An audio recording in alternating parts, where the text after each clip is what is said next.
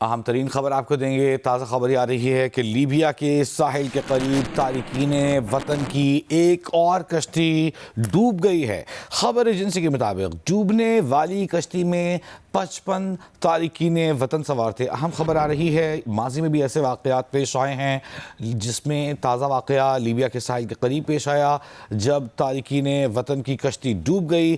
خبر ایجنسی کے مطابق ڈوبنے والی کشتی میں سوار 55 افراد تھے، 55 تارکین وطن تھے جو اس کشتی میں سوار تھے۔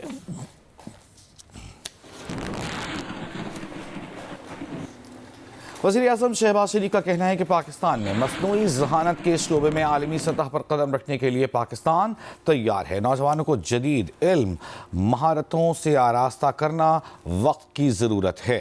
وزیر اعظم نے انڈس اے آئی ویک کی افتتاحی تقریب سے خطاب کیا۔ کہا، Indus A I week event ملک کے ٹیکنالوجیکل منظرنامے کو بدل دے گا۔ ایونٹ عالمی سطح پر پاکستان کو ایک مضبوط پارٹنر کے طور پر سامنے لائے گا۔ پاکستان مشترکہ راہ پر عزم اور جوش کے ساتھ قدم بڑھا رہا ہے۔ لاہور میں پہلا سیف سٹی منصوبہ اور پہلی آئی ٹی یونیورسٹی بھی قائم کی گئی۔ لاہور میں ان کا یہ کہنا تھا کہ زمین کے ریکارڈ کی شفافیت کو یقینی بنایا گیا۔ ای اسٹیمپ پیپر کا اجرا کر کے آمدن میں اضافہ کیا گیا۔ لینڈ ریکارڈ میں اصلاحات سے کرپشن کا خاتمہ ہوگا۔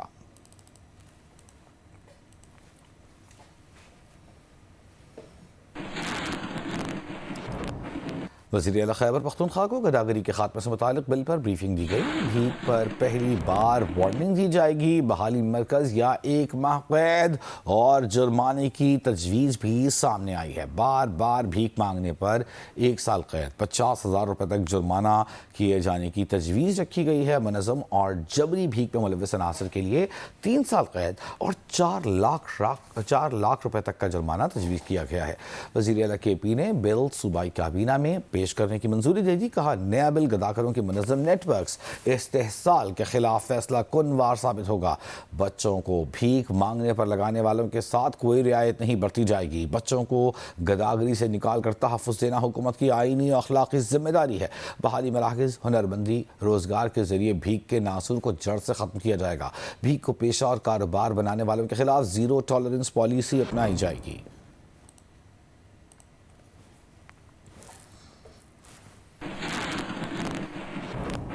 وزیر دفاع خواجہ آصف کا کہنا ہے کہ سیالکوٹ میں بظاہر اچھے کھاتے پیتے لوگ بھکاریوں کے ٹھیکیدار ہیں۔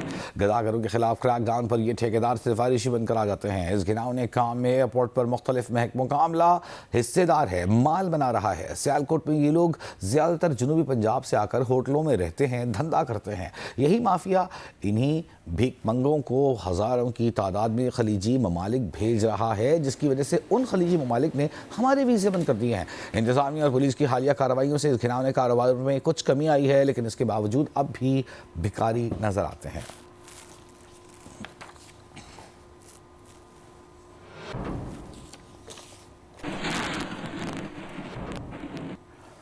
سانحہ گل پلازا کی جوڈیشل تحقیقات شروع نہیں ہو سکیں۔ 5 روز گزر جانے کے باوجود جوڈیشل کمیشن کا گزٹ نوٹیفیکیشن جاری نہیں ہو سکا۔ بات کریں گے نمائندہ جی او نیوز امین انور سے۔ امین، کیا رکاوٹ ہے گزٹ نوٹیفیکیشن جاری ہونے میں؟ جی بالکل، سندھ ہائی کورٹ نے جسٹس آغا فیصل کو جوڈیشل کمیشن کے لیے نامزد کیا گیا تھا۔ اس کے بعد 4 فروری کو اس حوالے سے محکمہ داخلہ کو بھی آگاہ کیا گیا تھا، لیکن عدالتی ذرائع کا یہ کہنا ہے کہ 5 روز گزر جانے کے باوجود محکمہ داخلہ سندھ نے جوڈیشل کمیشن کے قیام کا گزٹڈ نوٹیفیکیشن جاری نہیں کیا ہے۔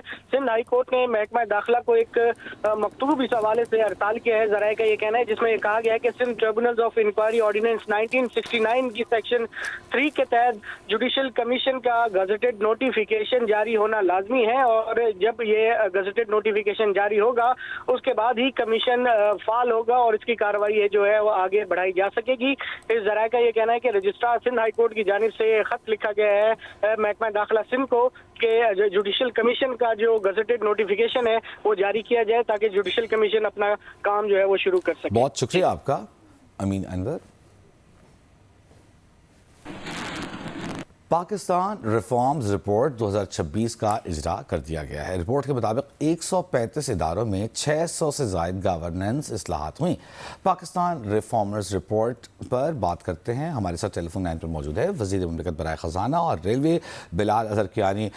بلال صاحب، پاکستان میں کیا ریفارمز کی رفتار تسلی بخش ہے اور یہ عام پاکستانی کی زندگی میں کس طرح اور کتنی تبدیلی کا باعث بن رہی ہیں؟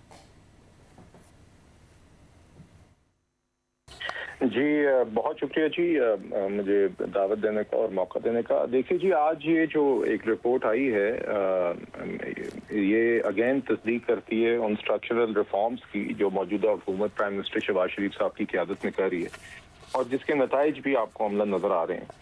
اور آپ نے دیکھا ہے کہ جہاں پہ ایک طرف معاشی استحکام کا ایک سفر ہے، معاشی استحکام حاصل کیا گیا، اس کے ساتھ ساتھ وہ اسٹرکچرل ریفارمز جو ہمارے معاشی مسائل کے مستقل حل کی ضرورت ہے ان پر بھی کام کیا گیا اور اس کے نتائج بھی آئے ہیں اور اس کی امپلیمنٹیشن بھی ہوئی ہے، اور یہ رپورٹ اسی چیز کی تصدیق کر رہی ہے۔ دیگر وزارتوں میں چاہے وہ انرجی منسٹری ہو، لا اینڈ جسٹس ہو، منسٹری آف فارن افیئرز ہو، ministry of science and technology ہو، دیگر اور وزارتیں ہیں، آئی ٹی منسٹری ہے، اکراس دا بورڈ ایک ریفارمز کا ایک عمل رہا ہے اور اس کو یہاں پر ڈاکیومنٹ کیا گیا ہے، ویریفائی کیا گیا ہے، جو کہ خوشائند بات ہے۔ دیکھیے اس میں جو آپ نے بات کی ریگارڈنگ اس کا اثر کیا ہے، دیکھیے اب اگر آپ ڈیجیٹائزیشن کی بات کریں تو آج اگر ہم ایف بی آر کے اندر ایک فیس لیس کسٹمز کا سسٹم لے کے آ رہے ہیں جس میں ہیومن انٹرفیس ختم ہو رہا ہے، جس میں کوئی بھی شخص جو کسٹم سے ڈیل کرتا ہے اس کو اب کسی اپریزر سے ڈیل اس طرح نہیں کرنا پڑتا، تو اس سے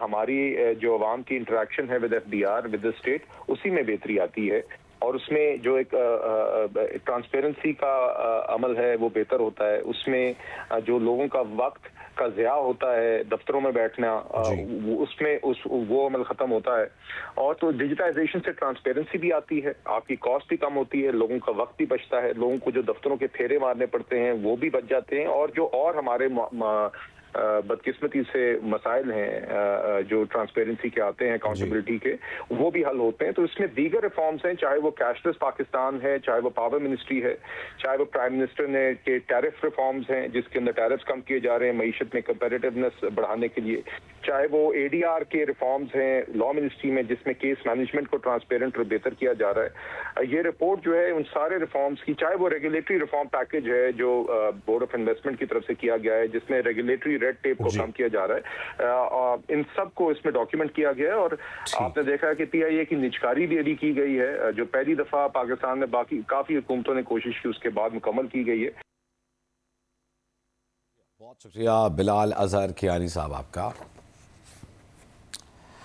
آگے بڑھتے ہیں۔ پاکستان، مصر، اردن، یو اے ای، انڈونیشیا، ترکی، سعودی عرب، قطر کے وزرائے خارجہ کی غزہ میں جنگ بندی کی اسرائیلی خلاف ورزی کی مذمت۔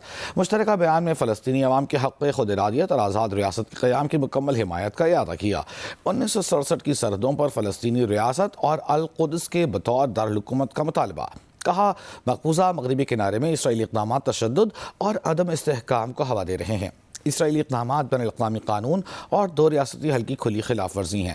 عالمی عدالت انصاف کی رائے کے مطابق اسرائیلی قبضہ غیر قانونی ہے۔ عالمی برادری اسرائیل کو مقبوضہ علاقوں میں اشتعال انگیزی اور جارحیت سے روکے۔